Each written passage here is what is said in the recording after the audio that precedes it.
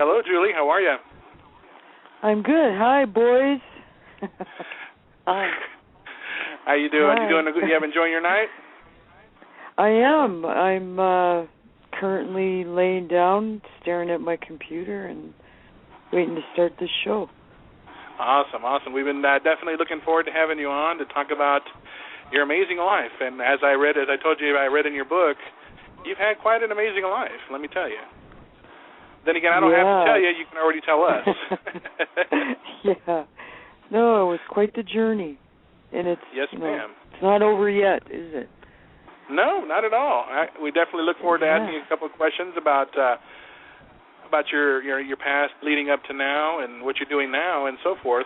But I've gotten to speak with you many times, so I'm going to let my partner here, Austin, fire away with some questions first. So when you before meeting Bret, were you interested in professional wrestling? Were you watch it? Have you ever watched or even considered being a women's wrestler? No, I'm considering that now. No, you are? Yeah, I thought I'd get the old tights out and give her a go. No, my grandma. Yeah, you never know, right? Stranger things have happened up here. My grandma had gone to wrestling back in the 70s, I was never into it, really. And I don't even think I was into it when I was married, so. Just kind of came along for the ride, huh? Yeah, I was like, oh, cool, okay, wrestling. What does it mean? What did my parents say?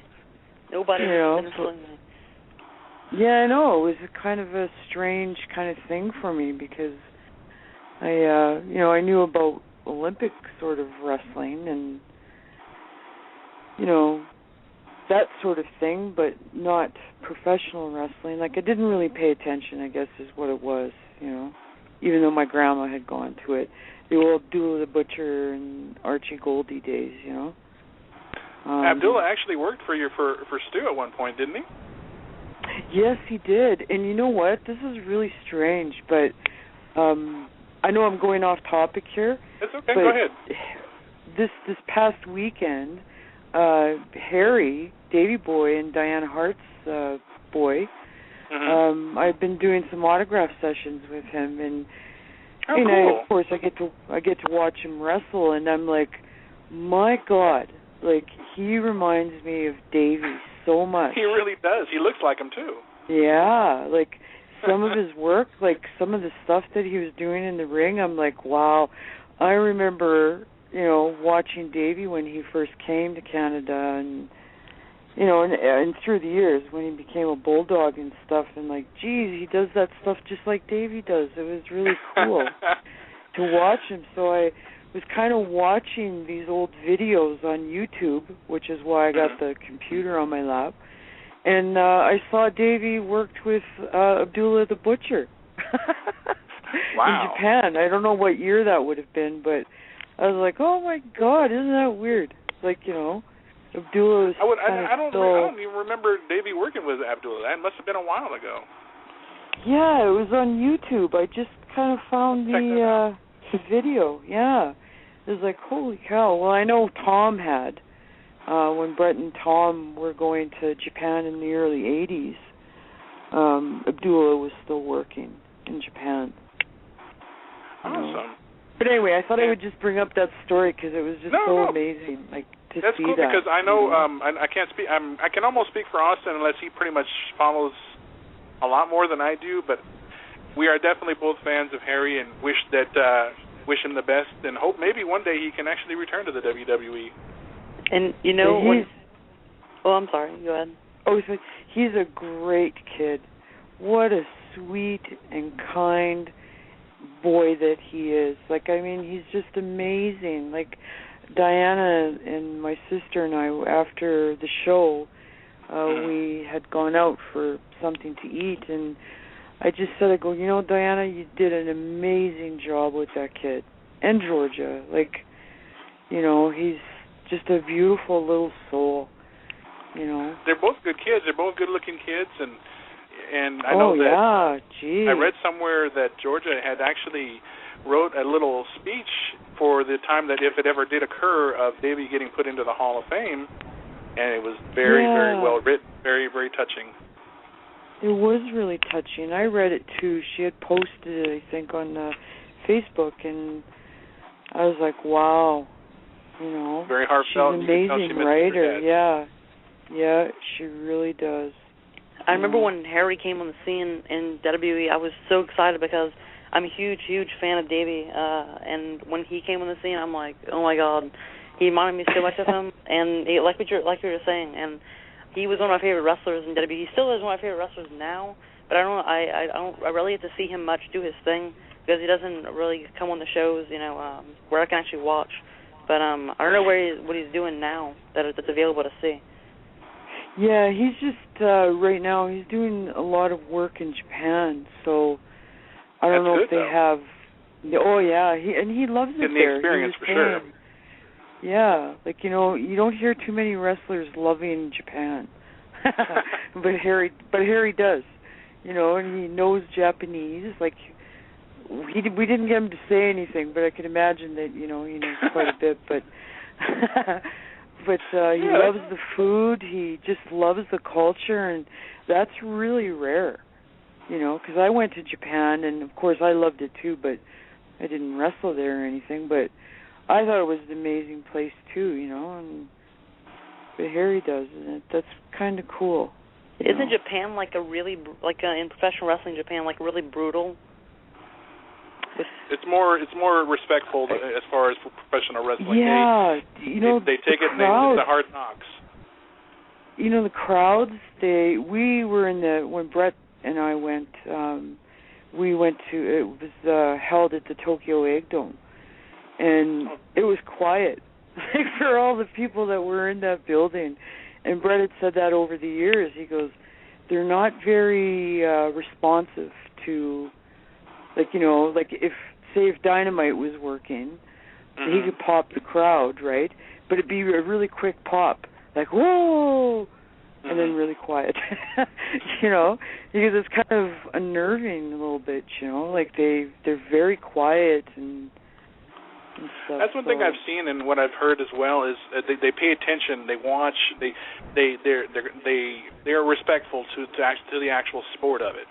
Not saying that they don't like the certain wrestlers. They just pay attention more to details than giving cheap pops here and there when the crowds go wild here in the States or even anywhere else. I mean, you know what? This is really weird because I find that lately that I've been going to these indie shows this past while, is that I do the same thing.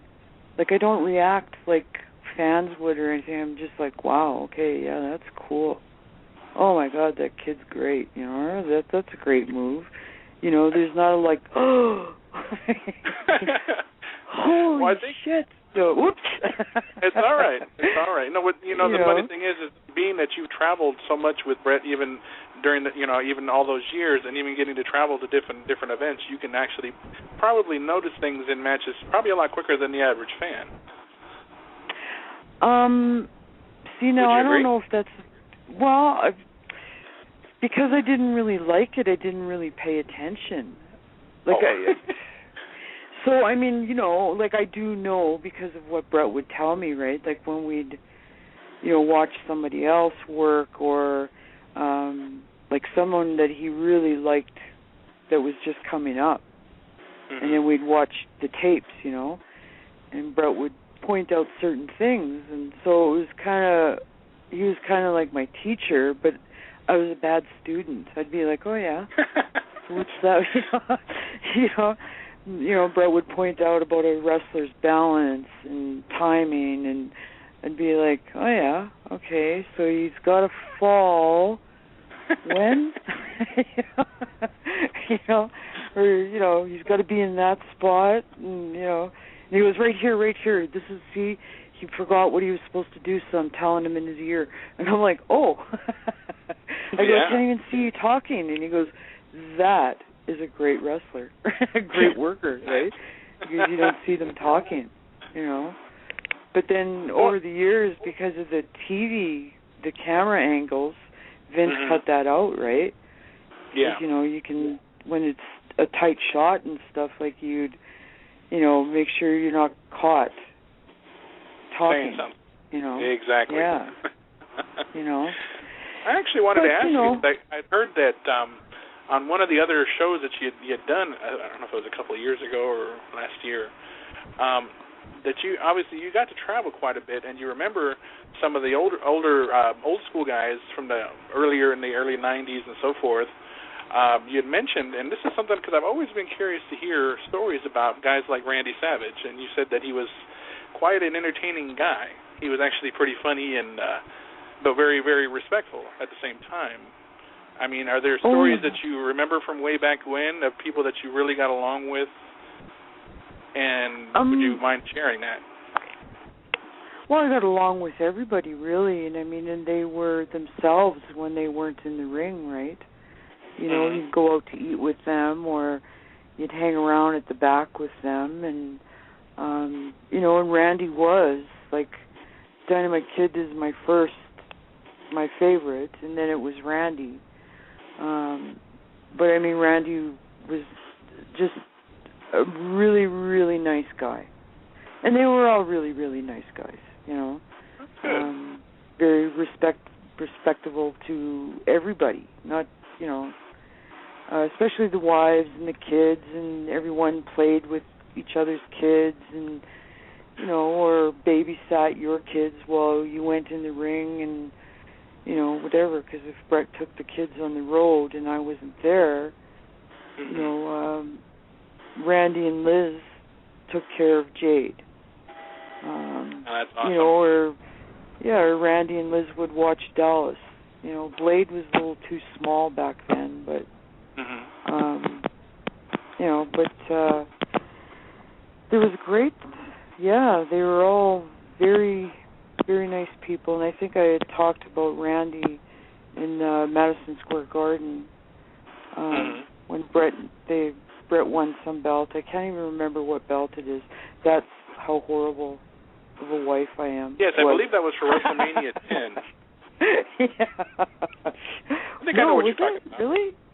I think it was for WrestleMania 10, and I seen that Randy was signaling for somebody in the crowd. And I wasn't sure if that might have been you, or maybe the kids, or... No, it was, we were sitting with our lawyer and Bret's manager at the time. And, you know, he's like telling me to get in here. And I was kind of like, no. He goes, come on, get up here. You know, and I was like, no, because I never did things like that, you know, and I didn't want to be interviewed, or I didn't want pictures taken of us, or things like that. It was like, this is Bret's job. It's not, you know, this is his life kind of thing. And, you know, and I think back then it was important for Bret to look like, you know, this superhero that didn't have a wife and kids, you know, to keep him, you know, popular with females as well. Well, where did that? No, just kidding. Well, no, honestly, I read sometimes, you know, some pages in your book, and I mean, I wanted to kind of touch back on how you met him, and what was it about him that caught your eye, if you don't mind, because I know you briefly touched on it, but you talked about how you'd go to the shows and just to meet with Bret for a little bit and chat with him, and ultimately it led up to you guys starting to date. Yeah, well, you know, it was just many little things that had happened, these little coming togethers, and I think when we shook hands, when we were officially introduced, and he shook my hand, it was like I melted like butter. Did I say that? Because no, I was like, I was holy something to that cow. extent. It was something to that. Yeah, it was like, definitely you said you were enamored. You know? Yeah, I was just like, wow. And then after that, the courting started, and it was once a week in Regina, and And then he couldn't handle too much of that. And then he had asked my sister and I to come up, and my sister Michelle. So we came up to Calgary, and we didn't know that he was in a loser leave town match. And that was for when he was with Stamp at the time, right? Yeah. With Terry Sawyer. Okay. So anyway, I was like, I didn't even know the word kayfabe existed. There was no such word. Where did that word come from? Anyway, so then he lost the match, and then he said that he was thinking that he might go to Atlanta. So I was like, oh, okay. For how long? And I mean, of course, it was all set up, right? That Bret was going to give his face a rest or get more experience by going to Atlanta, and that would be like a 3-month gig. And I was like, are you kidding me? Wow. So anyway, we tried to stay for as long as we could in Calgary, and he wanted me to stay here and wait for him, and I was like, I don't know anyone here, I don't have a job, no, don't worry about it, and I couldn't do it. It just didn't feel right. So I moved back home, and a few months later, his brother Wayne told me he was coming back, and blah, blah, blah. So the next thing you know, I go back to the wrestling, and it was very blunt. So do you want to see me or what? Kind of thing, and the way we went. So. Well, did you know he was? Go ahead. Did you know he was a professional wrestler before you actually met him? No. Oh, you did? No. Wait, do you mean like? Was he? No, because I'd seen him on TV. Right. I walked into my boss's trailer one day, and I was like watching this guy on TV, and I had no idea. And then I kind of stood there, and I go, oh, wow, is he ever cute? And then my boss goes, oh, I know him. And I'm like, what? And he goes, yeah. He goes, he comes here every week. And he goes, yeah, I've known all those Hart kids since they were small. It's they have Stampede Wrestling at Averbition, I think the name of the building was at the time. And I was like, oh, my God, I got to meet him.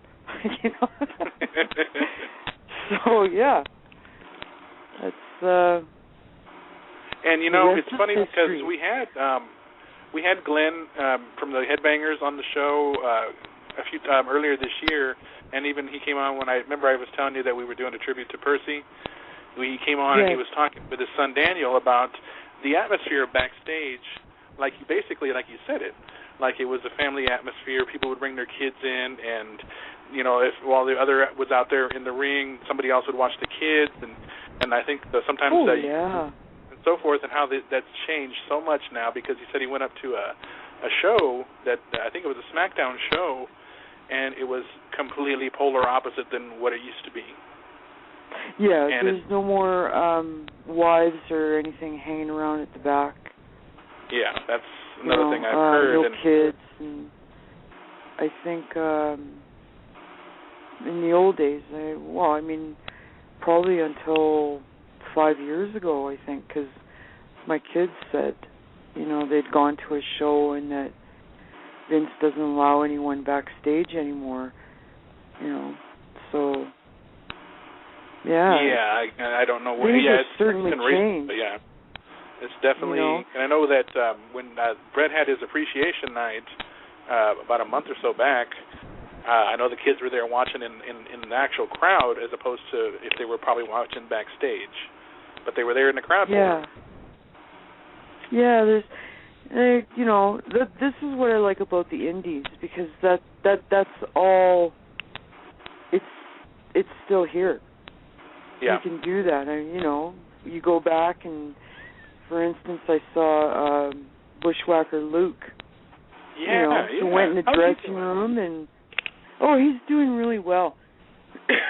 We were laughing because we were telling each other old stories from the old days. I mean, of course, Luke has been up in Calgary since 1973 or 74. And so he was asking me if so-and-so's still around and stuff. And then, last time I saw Luke was on a Disney cruise. And I remember those cruises they used to do for. Yeah. Well, that was different, but it was WWE did cruises back then. I don't know if how far back it was, and I know you probably weren't referring to that. But yeah, and I think it was 90. 90. It was a long time ago. 5, yeah, it was like really long time ago, and that was the last time I saw him.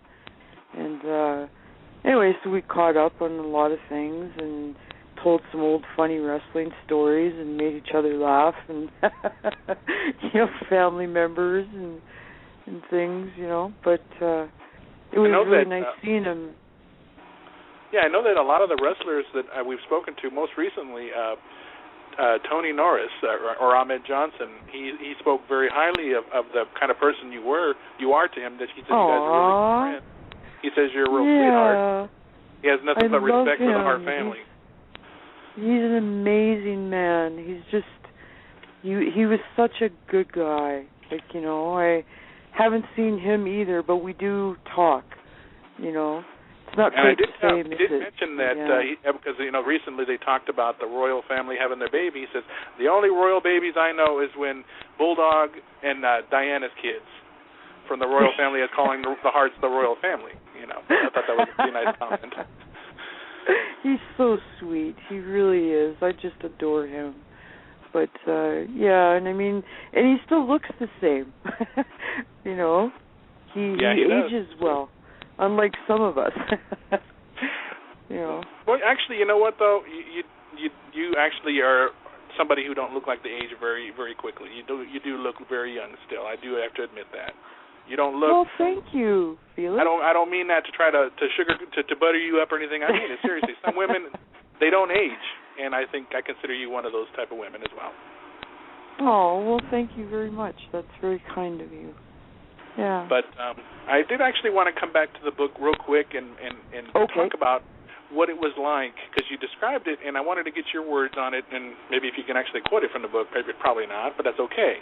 Meeting the Hart family, Stu and Helen, the Harts. I know that you probably keep in contact with them still, even to this day, obviously, but what was it like when you first met them? What was it like? Was it really nerve-wracking? Oh, it was, because, Bret had been prepping me before meeting them that they were like the Kennedys, and I'm like, oh, my God, and then he described the house to me with these giant chandeliers and, Persian carpets and Chippendale furniture, and, this city of Calgary is, they're up on a hill and you can see the whole city of Calgary, and I'm like, oh my God, Wow. And the Cadillacs that are in the yard and the whole thing, and I was like terrified, I really was. I was terrified. Like, you take this kid, that basically came from the ghetto, and then you kind of transform me up here, and I'm supposed to be like, oh yeah, cool, man. I'm just gonna walk into your parents' mansion and be like, hey, yo, what's up? Nice digs, man. Yeah. So, but being I was very shy. Very little eye contact and stuff. So, when he did take me up there, it was like, wow. It was amazing. I mean, immediately, Helen was so inviting, just put all my fears to rest. Like, just, you were a human being, and I'm a human being kind of thing, and it was amazing. But then Stu had to come around the corner, and it'd be like, and giving me the old looking at the teeth and the legs and the, checking me out like a thoroughbred, right? I can imagine how intimidating that was.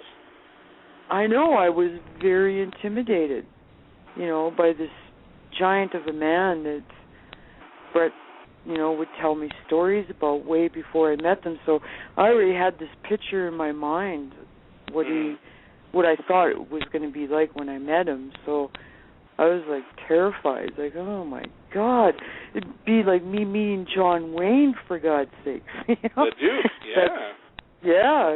Like it's just like it didn't, and then when I met him and, start talking with him and stuff, he was just as normal as I was, or anybody else. He was just very, very kind and very good, and, there was nothing to be afraid of after all. Well, what about the dungeon?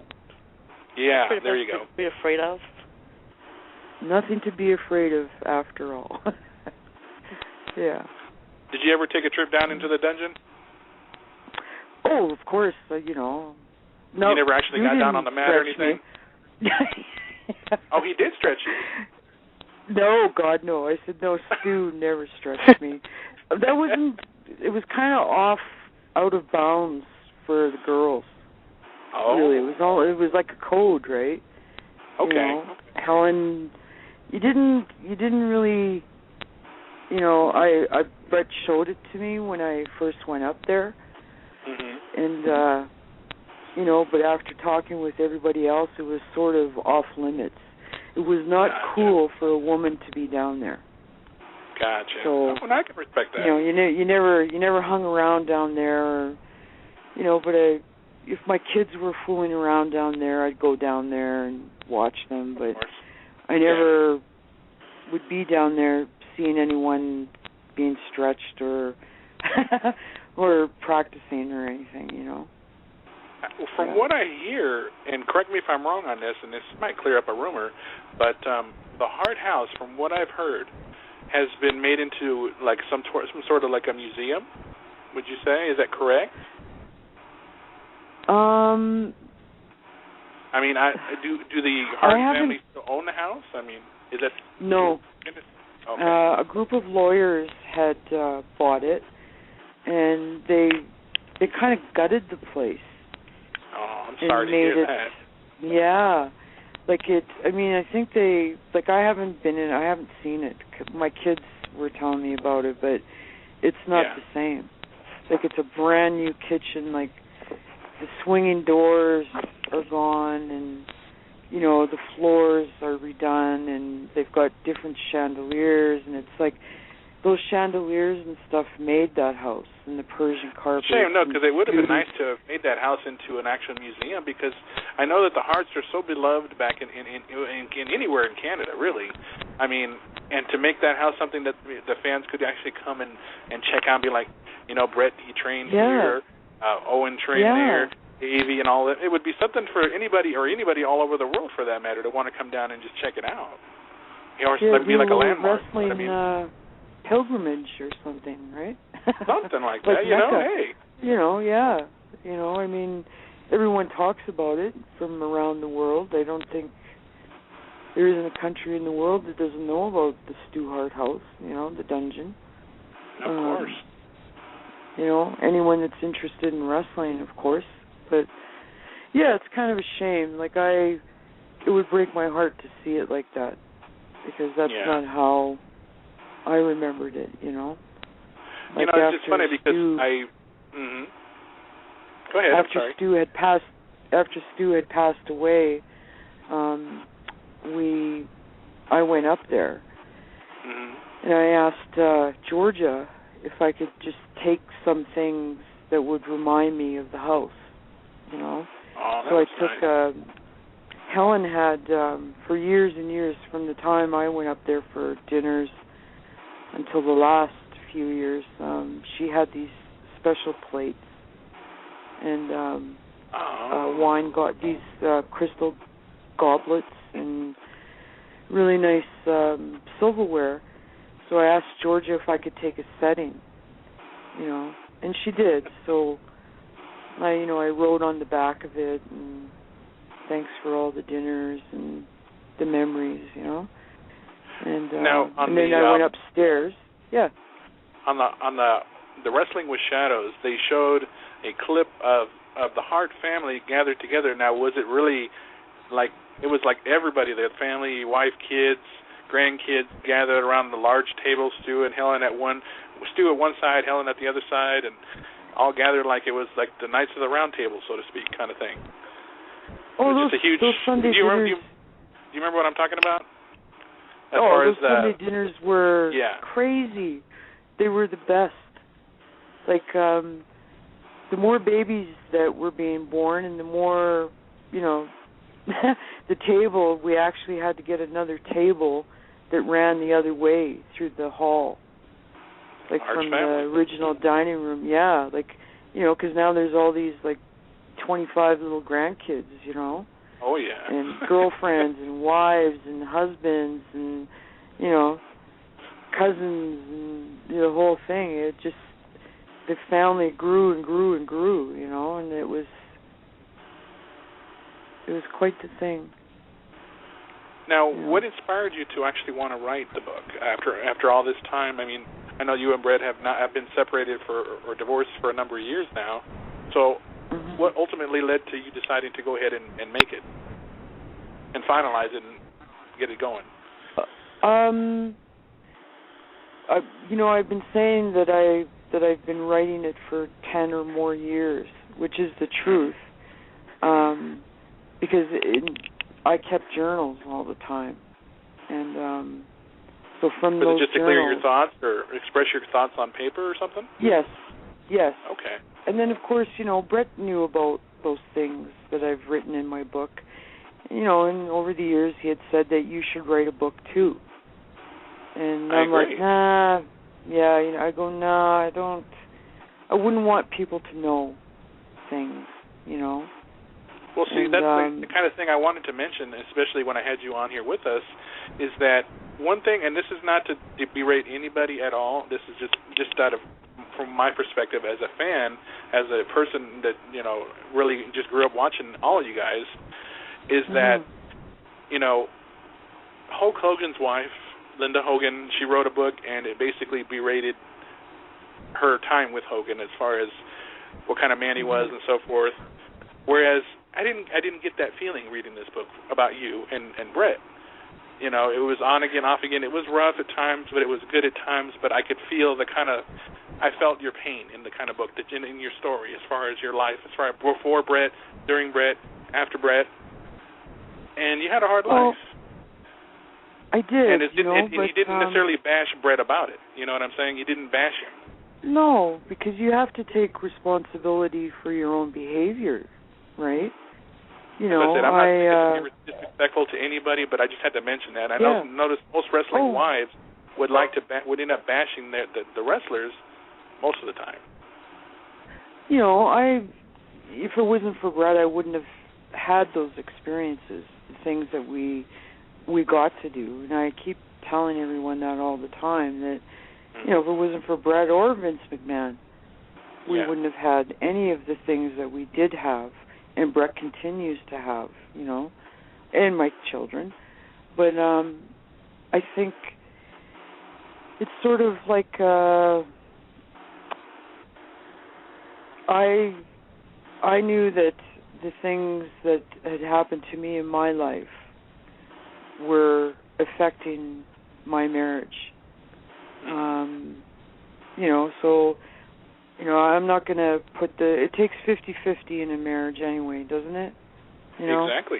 And, and I know that with all the issues that I had, and then with Bret being gone all the time, and even things that he was doing, or whatever things that were happening for him, his disappointments in wrestling or in other ways, I think it was a melting pot of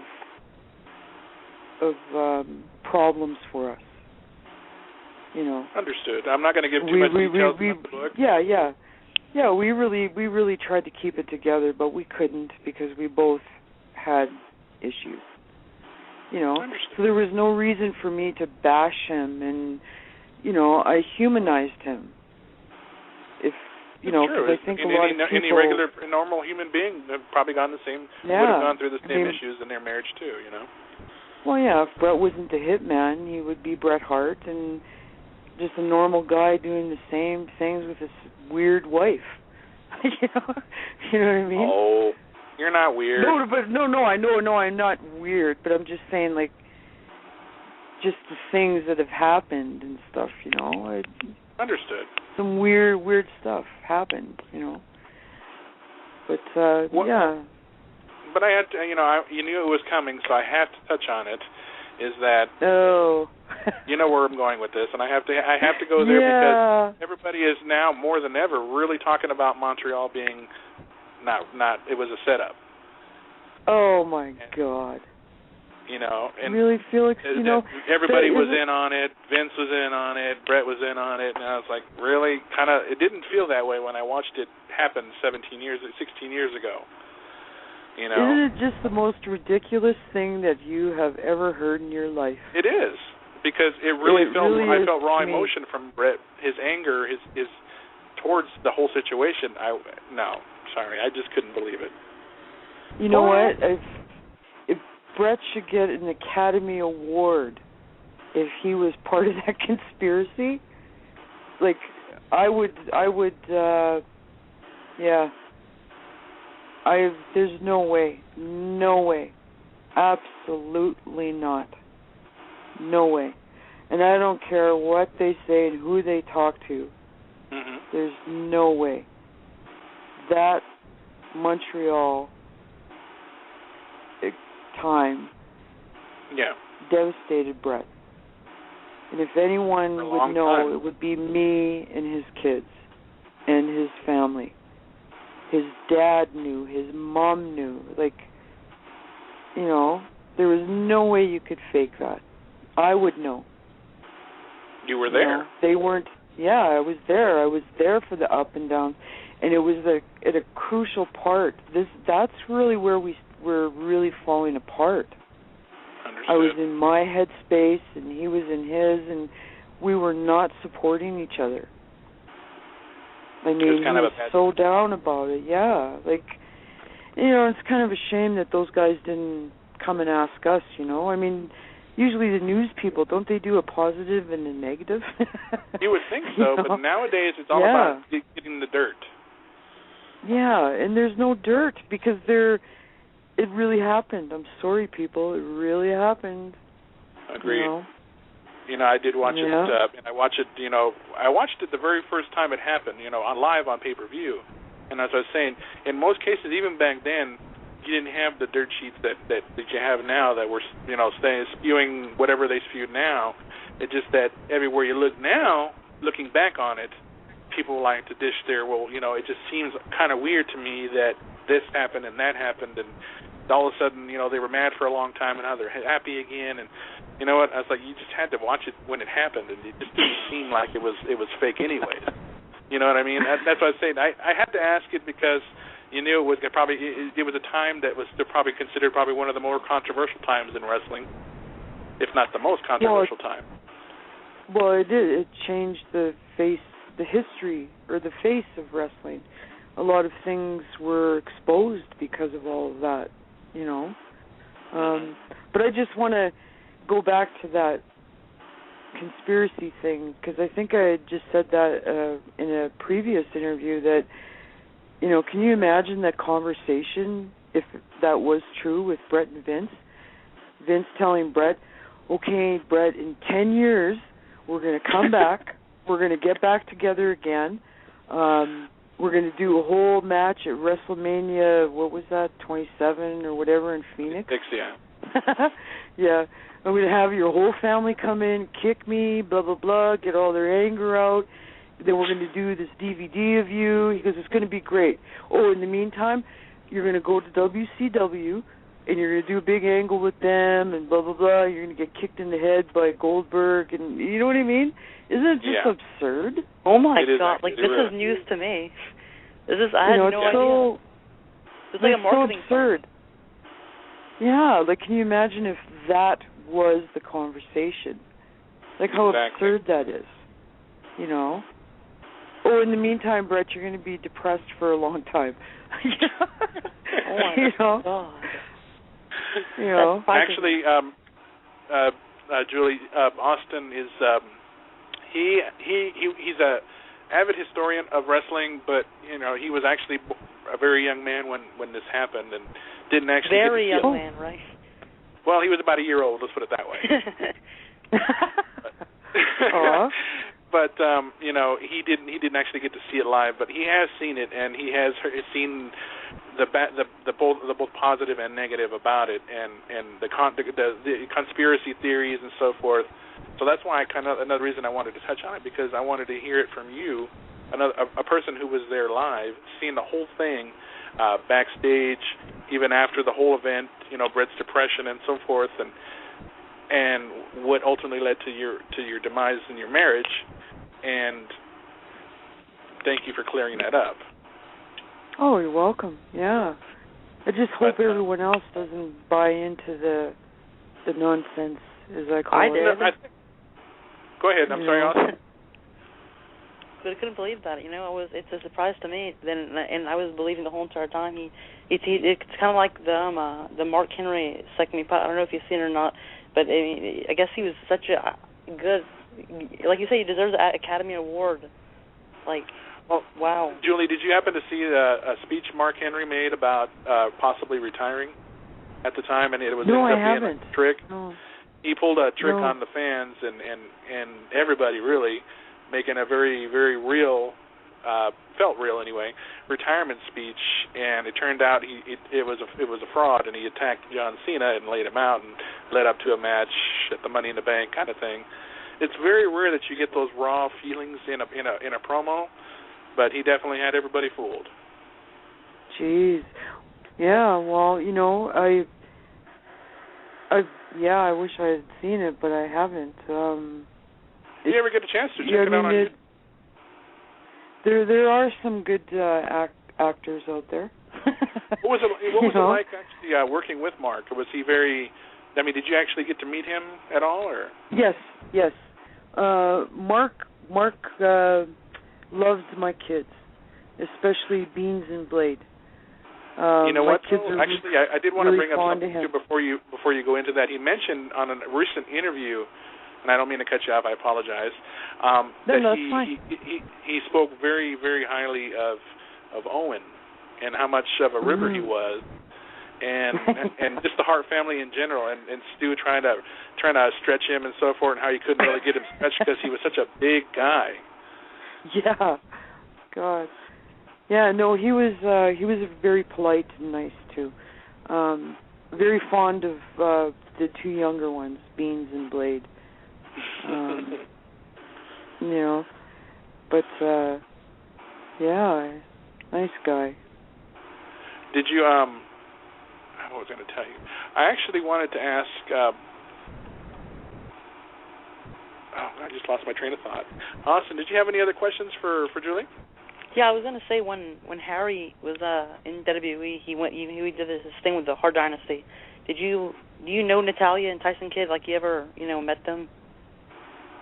Well, Natty, when she was a little girl, of course, quite a bit. Then, Jim and Ellie moved away, went back to Tampa, and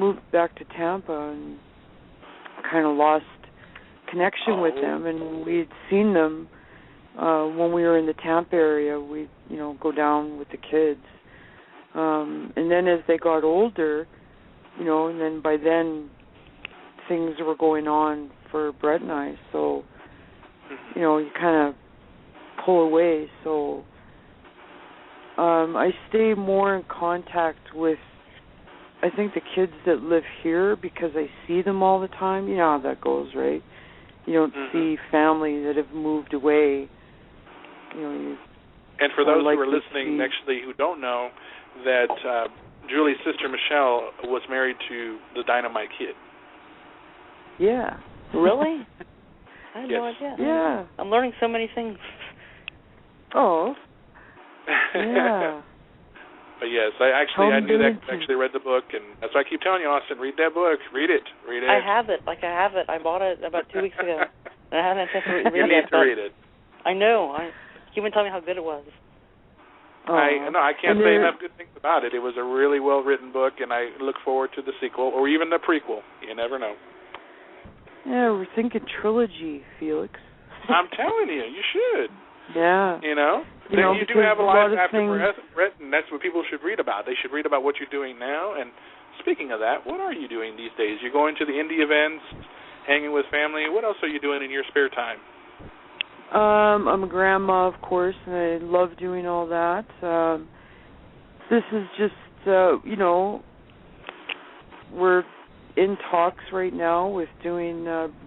We had a promotion earlier in the year called Hart Legacy Wrestling. Really? Yes, it was really great. We had some great guys up here working for us, so nice. We're doing it again. We're just getting family together because it's going to be like a family sort of business, Nice. So we're hoping to have another show in September to do some flood relief work up here in Calgary. Yes, you were telling me how much it was raining out there, how bad the storms were out that way. It was pretty bad. So I'm really excited because I can't go into detail which Hart family members we have right now. That's okay.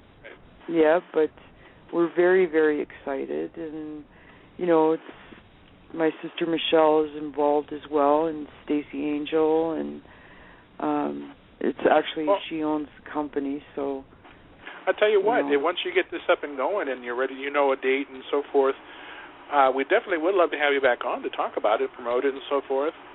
Once you know for sure, and they're getting all the little things fixed as far as a date, time, who and what and where and when and why and all that good stuff. We definitely would love to have you back on to promote it and so forth. Oh, that would be great, yeah.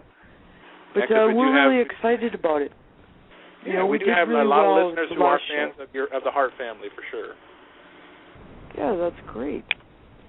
But, we did have a great show in Calgary in January. It was 1,800 people. Very nice. At the old pavilion. So...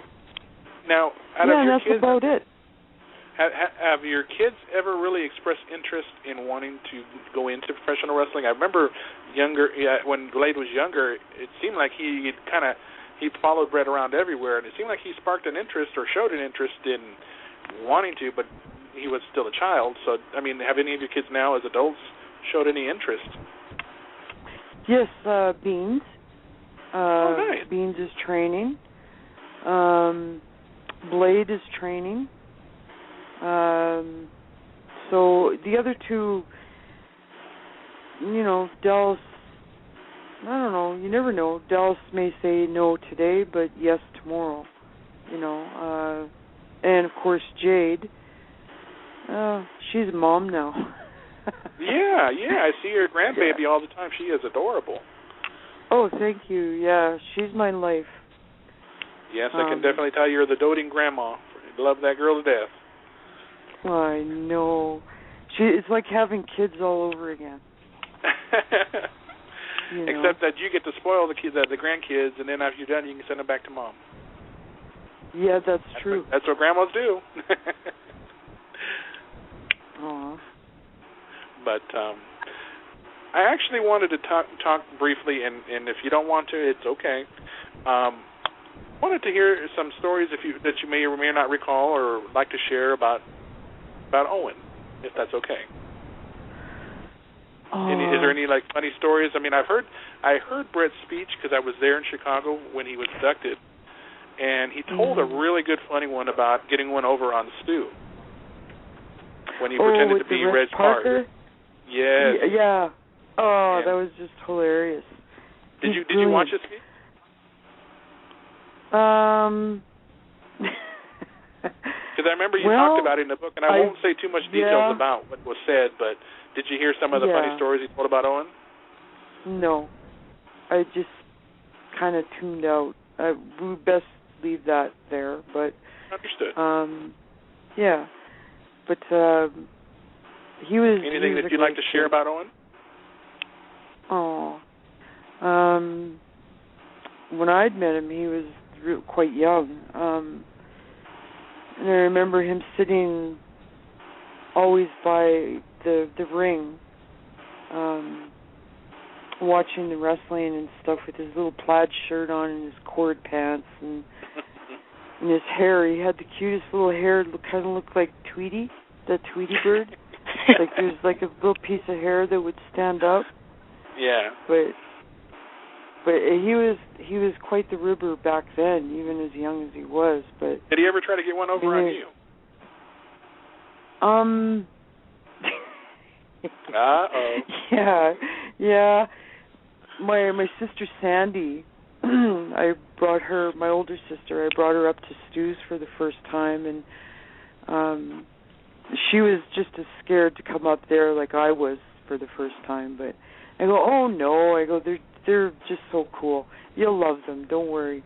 And she met Owen too already, so, but she didn't meet Stu and Helen and stuff. But anyway, we were in the kitchen, and Stu was cutting the meat and for dinner, and so I introduced Stu to my sister, blah blah blah, and stuff, and that she was from Regina too, and stuff, and then so Owen's standing there, and he goes, oh hey Dad, he goes, so Sandy said that a karate guy could take a wrestler. No, Stu just hated that. Oh no! Right? Oh no! Like, her face just drained. Like she looks at him, she goes, Owen, or something, right? And she goes, no, I never said that, Mr. Hart. I would never say that. But Stu, because Owen kept, poking him about it, right? Like he goes, isn't that right, Sandy? Didn't you say that you knew this guy that could, take one of my dad's toughest wrestlers or something? And Stu just kind of like, once you got him going, like it was, even if I'm sure he knew Owen was ribbing too, right? But it was just priceless, the look on her face, like. Yes. Yes, but then he would do. Sorry, go ahead. He would do other little cute things, like Helen would be upstairs, and he'd make the phone ring in the house, and then he'd imitate Stu. Like and Stu would be like way down in the basement cutting meat or something, right, on the this meat cutter they had, and Owen would open up the door and he'd yell at his, answer the goddamn phone, or something, like really loud up the stairs, and then he'd slam the door, and then the phone would ring again, and then he'd, Helen, answer the phone, what the Christ, like, oh, it was just priceless. And then she actually got really mad, and she came down the stairs, like, really angry, and Stu was coming up, and he had, he's got the meat on a big plate. He'd be walking into the kitchen, and then she'd be like, Stu, don't you ever yell at me like that again. He'd look like all puzzled, like, what? What are you talking about? And Owen would be in the next room, like, laughing his ass off, right? But he always did little things like that. I remember Tony Norris, he told us a story about him, how the guys they're flying somewhere, and Davey and Owen put sleeping pills in all their water and shaved their eyebrows off. Once they fell asleep. Once they fell asleep. That sounds like a Razor Ramon story. That happened to Razor when we were flying to Hong Kong.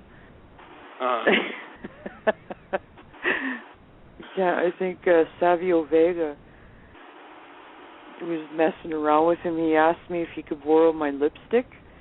He goes, give me your darkest lipstick. And I'm like, what for? And he goes, just give it to me. So I give him my lipstick, and Bret goes, you shouldn't have done that. And I'm like, why? Like, I had no idea, right? And so by the time we landed in Hong Kong, Razor, just before we landed, Razor was like still feeling pretty good, and either the stewardess must have told him that you've got lipstick all over your face, and then he noticed that his ponytail was slightly cut. Oh no. He's walking up and down the aisle, and he's saying, "Hey man," he goes, "who cut my hair, man?" He goes, "who put lipstick on my face, man?" He was so mad. And then he looks at me and he goes, whose lipstick was that? And I'm like, I don't wear lipstick. I don't know whose lipstick it was. But anyway, it was Savio did it to him. That's crazy. That's a good story, though. Yeah. I know, and I'm sure Owen was in there, too, because he came with us on that trip. If you don't mind me asking, Julie, how is his family doing? Have they been doing okay? They doing good? His kids are just amazing, beautiful children, doing really, really well. That's good. That's really good. I haven't seen Martha for a few years now, but she's doing really well, and especially with the foundation I've heard about she started for Owen. Yeah, it's just doing amazing, and she's doing some great work out there. That's good. Yeah. I'm glad to see that the kids are doing too. Oh, Oj looks just like Owen. It's like, wow. Really?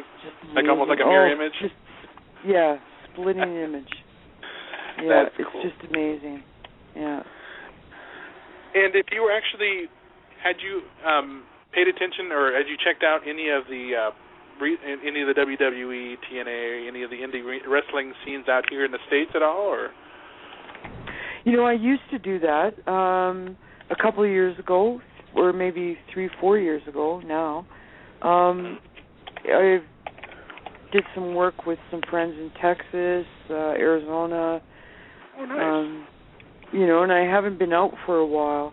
Oh, and I did some stuff in Tennessee, too, for some friends. It was lots of fun. I love doing those things. I just think it's so much fun because it reminds me of the old days, And, yeah. And and it's real. Mhm. No, I believe you. Because I know that I miss those times because I love reading stories of what life was like and so forth, and hearing the stories from the guests we've had the pleasure of speaking with. Like I said, we had Glenn on and even Tony and even at one point we even had Ken on. Hello, Ken on there. Oh, Ken Shamrock? Yes, ma'am. Oh, how is he? He's doing so well. He spoke of wanting to make a return to wrestling, and maybe he'll come work for us. Never say never. And he never spoke badly about the Harts. He enjoyed working with Owen. He said, because I read in Bob Holly's book that although Owen loved to rib everybody, two people that he never tried to rib more than once was Steve Blackman and Ken Shamrock, because when they catch you, you're in big trouble. Or Mr. Fuji. I heard Fuji was a great ribber at one point. Yeah, no one messed with Mr. Fuji. Or I love him. I love that guy. He was. I've heard some funny stories about him. Yeah. But that's so good for Ken. I'm glad. Is he living in California? He actually said something about he's doing a reality show right now, or trying to work out some details for a reality show. But he mentioned, because he's done pretty much everything there is to do, but he wanted to make a run for the WWE title one, or at least a chance to try it again. And there's no other place he would want to go, but he's hoping that they'll be open to maybe have him come back and have another run, at least one more run before he calls it quits. Yeah. But, Ken was up here. He trained with at our house when what year was that? 97, 96. Because he got into, I think he got into the late 96, early 97, wasn't it? Around that time. He helped Bret quite a bit too. Yes, that we spoke briefly about that match that Ken was a ref in, the Steve Austin and Bret Hart match at WrestleMania 13. And how they did the classic double turn. Yeah. Do you remember that match? Yeah. Do you have? Yeah. I mean, well, briefly. Okay. You know, I know, but I remember Ken training with Bret at the house. Nice. Yeah. Did you actually get a chance? I mean, what was Steve Austin like? I mean, backstage, was he a really good guy to talk with? I mean, was he as intense as he seemed in front of the camera? He was nice. I cooked him a mean steak once. That's awesome. Yeah. Yeah, no, he was a nice guy. They all were nice. There isn't a bad Andre? thing. What about Didn't Andre? really know him. He worked with Stu a little bit years probably before, I'm sure, right? Yeah, but I wasn't really involved. Yeah, you know. I see. I think he was here before I came in the picture, but when he did come up once in a while for Stu, you know, it was such a big deal that he was here. Yeah. You know, and he was always doing things, and he was busy, so we never, you know, Stu would have a big dinner for him after, and there'd be so many people around him. Mm-hmm. But, you know, you never really got to sit down and have a little chit-chat. You know. You know, Bret spoke very highly of Yokozuna. Did you? What was he Rodney, like? Oh, I loved Rod. Yeah, he was a great guy. Was he a practical joker lovely too? Fellow. Never with me. I don't know. He was very respectful. That's cool. Yeah, very nice. And then, of course, I know Bret mentioned how much he enjoyed working with The Undertaker. Mark was great. Yeah, another great guy. And then I know Percy, cool. you said that he was very, very fun to work with, and one heck of a manager. Let me tell you, he's managed some of the greats. Yeah, he has. Aww. But I know his sons are doing good. They were down in where was I don't remember. It was early March. I don't remember where they were when they did a little tribute to Percy. Very well done, by the way. If you hadn't got a chance to see it, a little tribute video they did, I thought it was very well put together. And who put that together, Vince? WWE. They set up a little tribute video for him and had The Undertaker come out with the urn, and it was nice. Oh, that is really nice. Glad Mark did that. Yes, definitely. I know that Daniel had told me that growing up, guys would definitely like, and he was actually a part of a rib that I think they had tied him up or something, and I think it was Goldust that did it, tied him up. I don't remember exactly what in detail, but he had tied him up, and I think that was pushing him down the hallway or something like that. And it was pretty funny because he posted a picture about it on Twitter. But that's one thing I liked, that it just seemed so unique, so a family atmosphere back then. That's what I really enjoyed hearing about and reading about. Everybody I spoke to from that era told me about that. Yeah, well, I guess living on the road like that and traveling, and then, you know, usually with the wives, like, we'd all talk about, you know, things going on at home with the kids, and, you know, were you closer to any particular wife at all, or? I was very good friends with Sherry Martel. I love her. I love her. She was so intense, but such a loving person. Yeah, she was a great woman. Loved Liz. You know, didn't see too much of Liz, but she was just the gentlest person ever. Yeah, and usually, just you name it, you know, whoever was there on that road trip was, you know. So you basically got to be around to see Stephanie and Shane grow up quite a bit too, didn't you? No, not Steph. Really? No. Oh, no, Shane, I saw her. First time I ever met her was at Owen's funeral. Oh my goodness! I'm sorry, I didn't know that. Yeah.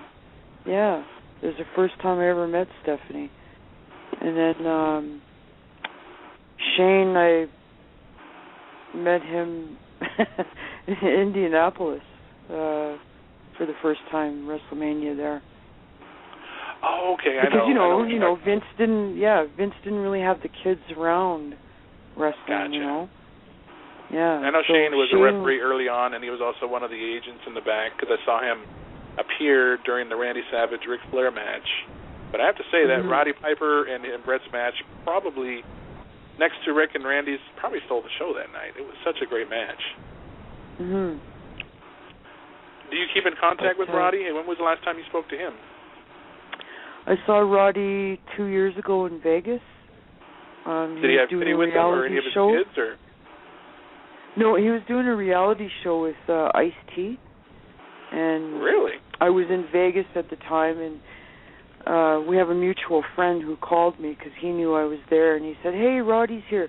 Come up and say hi." So jumped in the car and went over there and watched them shoot the reality show for a bit, and then had a little chit-chat with Roddy and stuff, and showing each other pictures. Hey, yeah, go look at this. Hey, no, look at that. You know.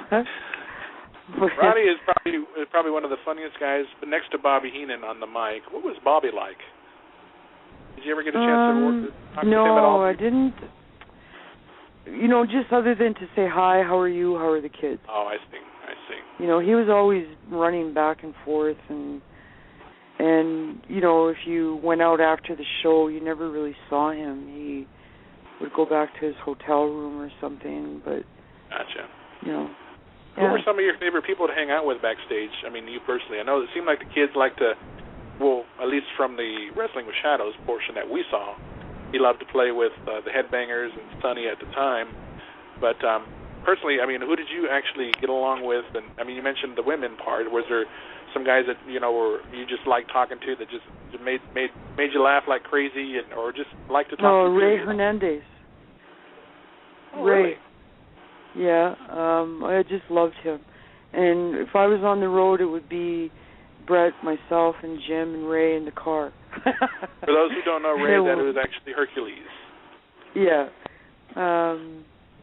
We would, you know, after the show, go find a Waffle House or Denny's or something, and then find a little club to go to and, you know, have some drinks and, yeah.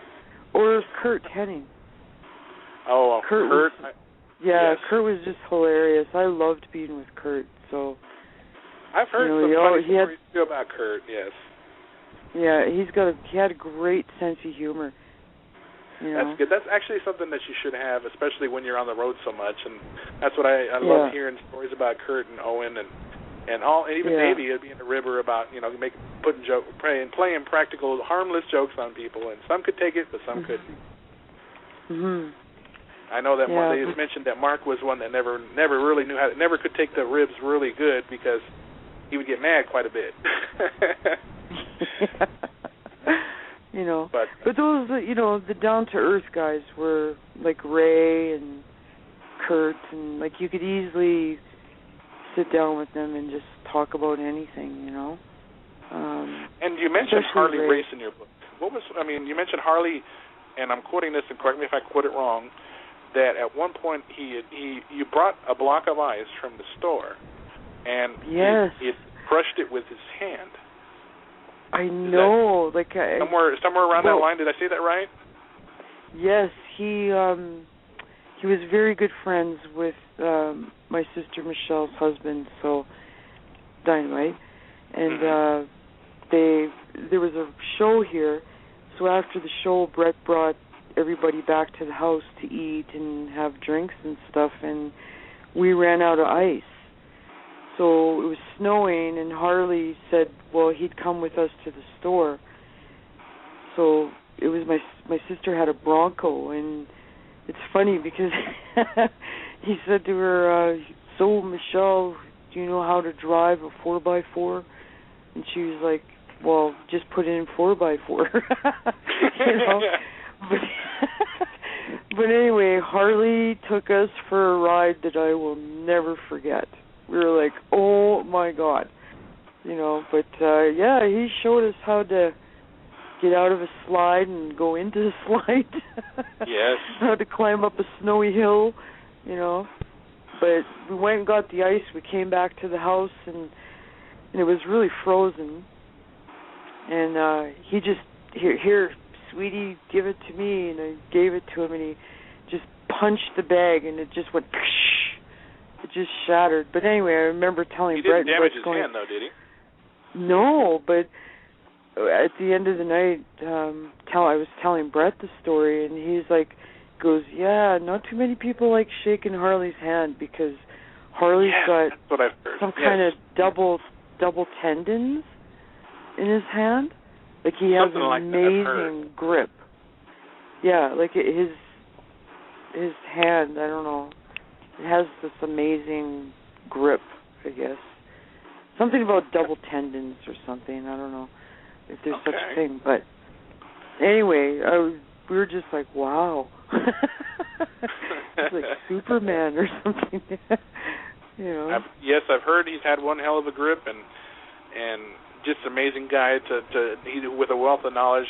Anybody who's willing to sit and listen and take notes can learn a whole lot from. Oh yeah. One of the originals. Absolutely. Yeah. You had mentioned, and I'll touch briefly on it because I don't want to give away too much details of your book, but you mentioned that you love Shakespeare-type readings and so forth. What was it like for you to travel to see this Shakespearean-type writing? I can't remember exactly what it was, and I don't want to say too much. It's a folio. Yes, something like that, and it told some of his stories, though, right? Or a play or something? Yeah, the plays. What was that like for you? It was in a museum in South Africa. Yes, and, there you go. I was just like beside myself. I don't think I've ever been that excited since. You know, over anything like, oh my God, a new Lexus. No. No, I saw Shakespeare's folio. No, that's awesome. I mean, how many people can say they have? That's right. You know, you have so much experience and life experience, for that matter, and just so many places that you've seen. It's just a travesty for you not to write another book or two or three. You have you tell some stories about your experience, even up to now, even today. I bet you could tell us some stories about what you're doing now, which you've already have. You know, about the indie wrestling scene, being a grandma, you know, just being a mom to your beautiful kids, and they've grown up beautifully, having a hell of a mom and a hell of a dad. Yeah.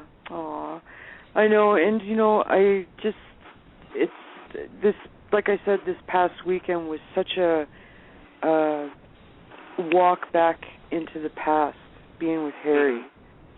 You know, because when we used to travel around, it was the weirdest thing. It was my sister Michelle, my niece Bronwyn, Harry, and me.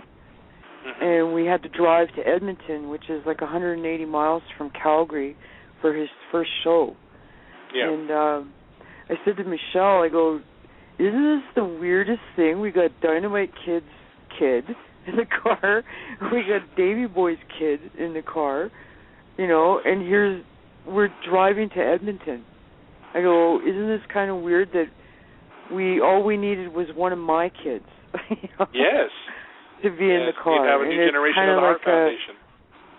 Yeah, it was just, and it was, you know, so nice to talk to Harry about the things that he's doing and the things he likes, and, you know, and him asking old stories about Tom and Davey and Brett, and, you know, those kind of things, and talking about Stu, and, you know, telling him Harry would be somebody stories. else that we'd definitely love to have on the show sometime.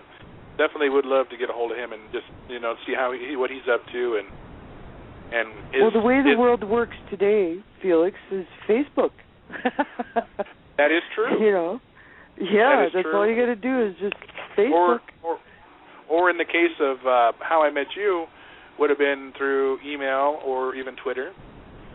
Twitter is another one, yeah. You know, Twitter, you added me on Twitter, and we've just been talking ever since. That's right, yeah.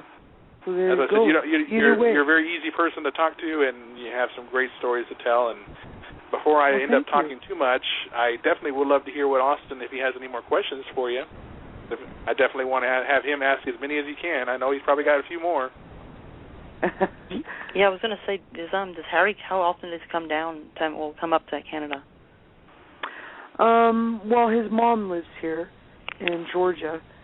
I think this is about the third time that he trained in Calgary, and he did all these indie shows many years ago, and so he's kind of coming back and doing it for the people that he remembers, So this is his first time on RCW?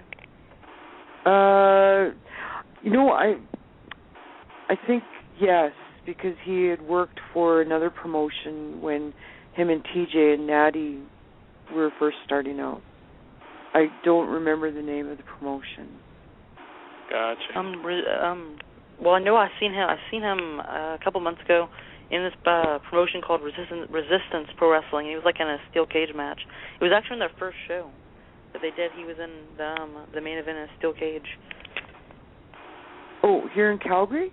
No, it's somewhere. I think it's in like Philadelphia, somewhere right there. Oh, yeah. That's the last time I've seen him wrestle. Well, yeah, he's been doing a lot of work in Japan. Him and Lance Hoyt.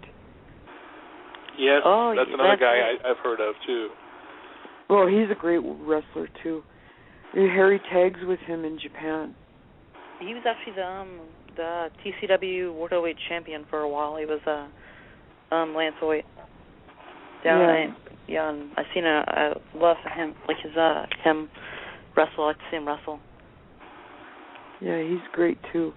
And I think they're on a little break right now because Harry's been doing these Canadian shots and seminars and stuff in the States. And I was actually watching like an interview with Harry, and he was saying how in WWE versus New Japan or any other wrestling company outside of WWE, let him do more of his moves that you don't get to see when he was in WWE, like his wrestling moves.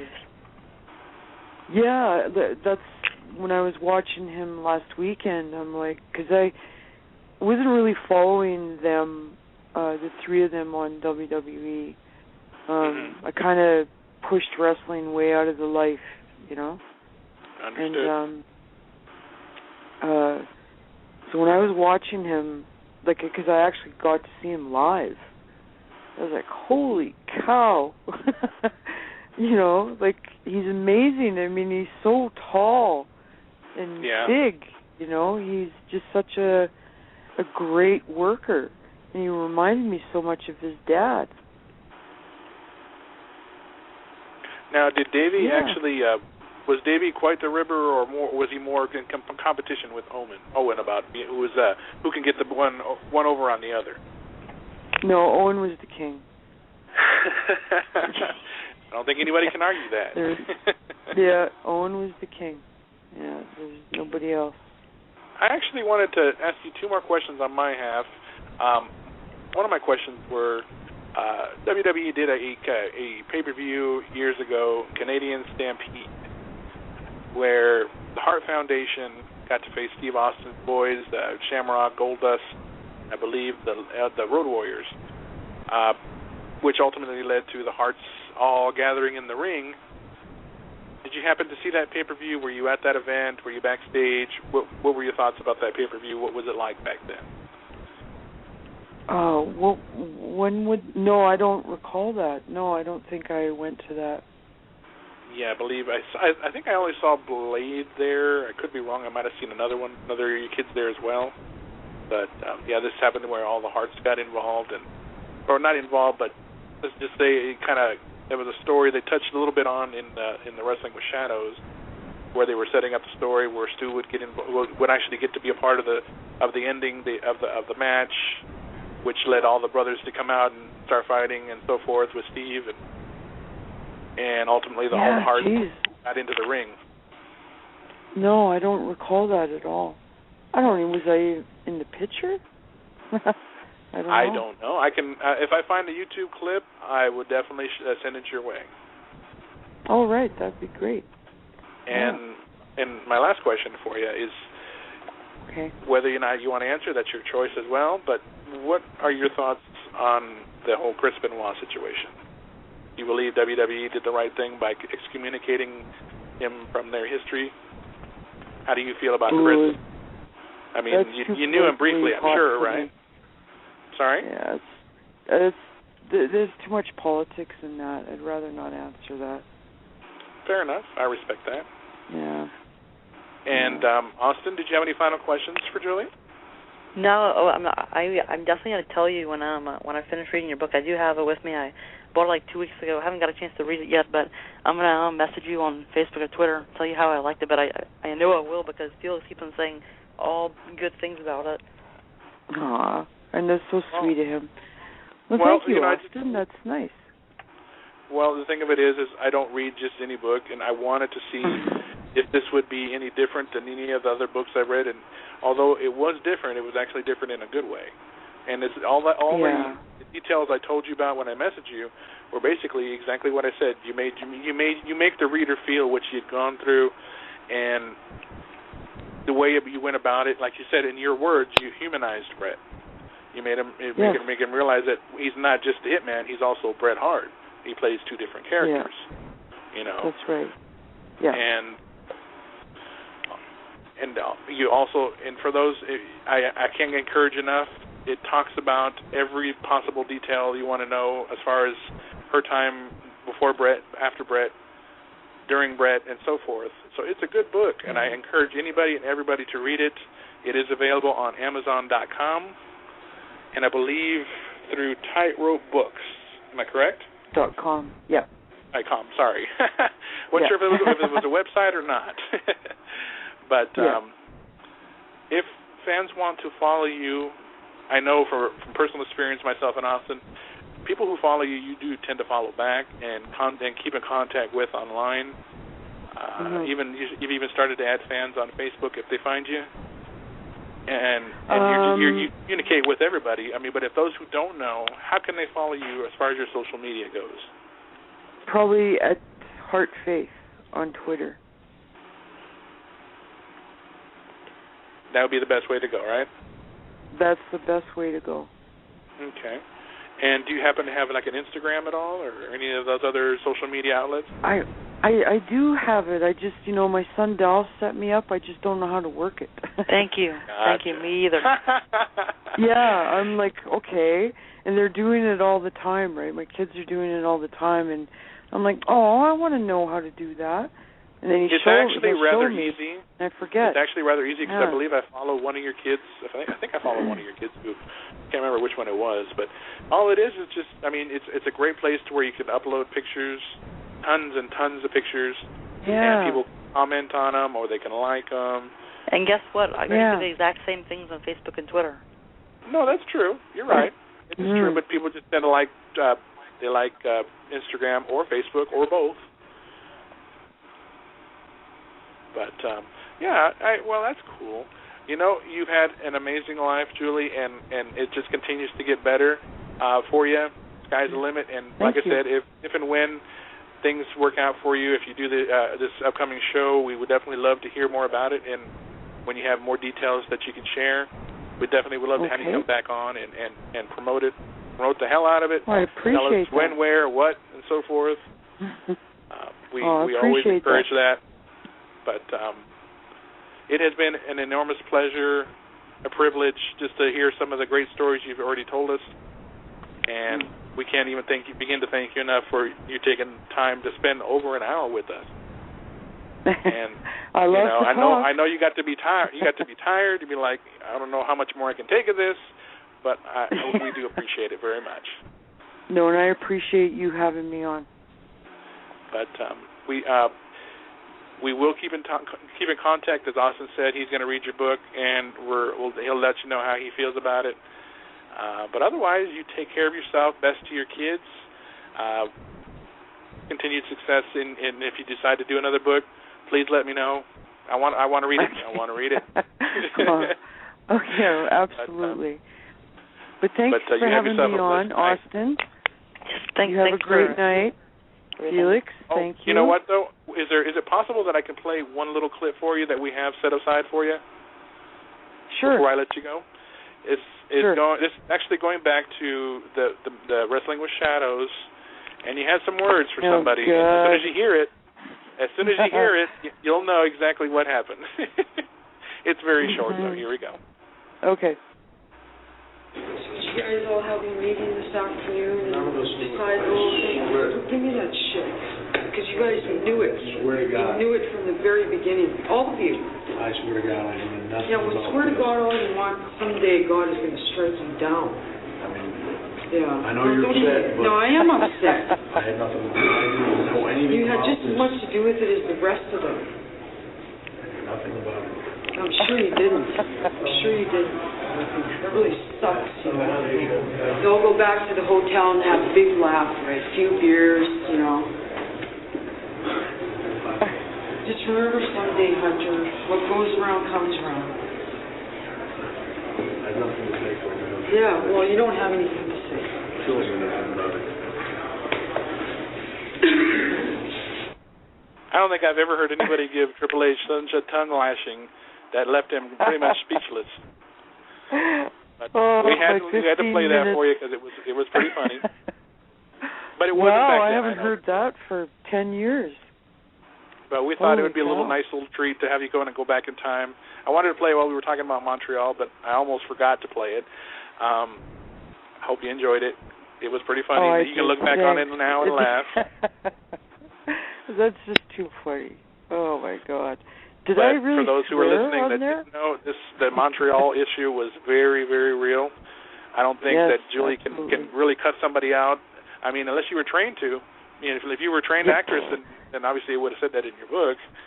But those are really heartfelt feelings that you felt at the time, and you know. Oh God.